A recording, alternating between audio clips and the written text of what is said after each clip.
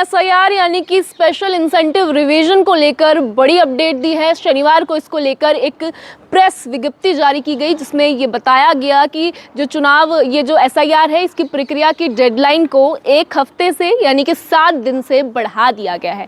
पहले जो ये डेडलाइन थी ये 4 दिसंबर के लिए रखी गई थी, लेकिन अब इसे 11 दिसंबर कर दिया। इसके साथ ही अंतिम मतदाता सूची की अगर हम बात करें तो वो 14 फरवरी 2026 को आएगी। पहले जो ड्राफ्ट सूची थी वो 9 दिसंबर को आने वाली थी, लेकिन क्योंकि अब ये समय सीमा बढ़ा दी गई है तो अब ये 16 दिसंबर को जारी की जाएगी। इसके साथ ही जो एसआईआर है वो बिहार के बाद 12 अलग अलग राज्यों और केंद्र शासित प्रदेशों में 28 अक्टूबर से जारी किया गया था, शुरू किया गया था, जिसके चलते कई विवाद भी बीच में खड़े हुए। विपक्ष ने, कांग्रेस ने लगातार आरोप लगाए कि एसआईआर में जो बीएलओज है यानी कि बूथ लेवल ऑफिसर्स हैं उन पर काम का दबाव बहुत ज़्यादा है। 12-12 घंटे, 15-15 घंटे या इससे भी ज़्यादा उनसे काम करवाया जा रहा है और उन्हें टारगेट दिया गया है कि इस समय सीमा में उन्हें ये जो काम है ये पूरा करना है, जिसके चलते देश भर में और इसके साथ कई राज्यों से भी इस तरह की न्यूज़ आई कि जो बीएलओज है वो तनाव के चलते, मानसिक तनाव के चलते आत्महत्या कर रहे हैं, अपनी जान दे रहे हैं और कई ब्रेन हैमरेज या हार्ट अटैक के चलते अपनी जान गंवा चुके हैं। ये जो घटनाएं हैं काफ़ी परेशान कर देने वाली थी। अलग अलग जगहों से ये घटनाएं सामने आई। अभी तक भी अगर हम बात करें तो आज ही धौलपुर से एक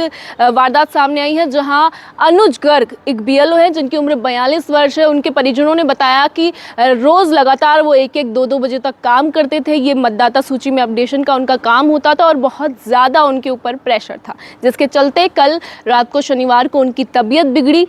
परिजन जैसे ही हॉस्पिटल लेकर उन्हें पहुंचे तो वहां उन्होंने अपनी जान गंवा दी। परिजनों ने आरोप लगाए हैं कि काम का प्रेशर इतना ज़्यादा था कि बीएलओ अनुज को अपनी जान गंवानी पड़ी। हालांकि कांग्रेस लगातार इस पर हमलावार है, सत्ता पक्ष को लेकर बार बार कह रही है कि बीएलओ पर इतना ज़्यादा प्रेशर क्यों डाला जा रहा है, आखिर इतना कम समय क्यों दिया जा रहा है और सरकार को, सत्ताधारी सरकार को इतनी क्या जल्दी है कि एसआईआर को इतना जल्दी पूरा किया जा रहा है। साथ ही आरोप सचिन पायलट ने भी अपने कोटा टोंक दौरे के दौरान लगाए कि ये जो सरकार है, सत्ताधारी सरकार है, ये घुसपैठियों के नाम पर अशिक्षित, आदिवासी और जो कमज़ोर वर्ग है उन लोगों को वोटर लिस्ट से हटा रही है। सीधे सीधे वोट चोरी के आरोप इन्होंने लगाए हैं। इसके साथ ही बीएलओ की मौत, कांग्रेस की जो प्रवक्ता है सुप्रिया श्रीनेता ने भी सरकार पर गंभीर आरोप लगाए थे कि 20 दिनों में 26 बीएलओस की इस तरह से जान जाना एक सिर्फ उनकी जान जाना नहीं लेकिन सीधा सीधा मर्डर लगता है। यानी कि कांग्रेस ने सीधे मर्डर के आरोप लगाए थे सत्ताधारी पार्टी पे कि इस तरह से बीएलओस पर इतना ज़्यादा प्रेशर बनाना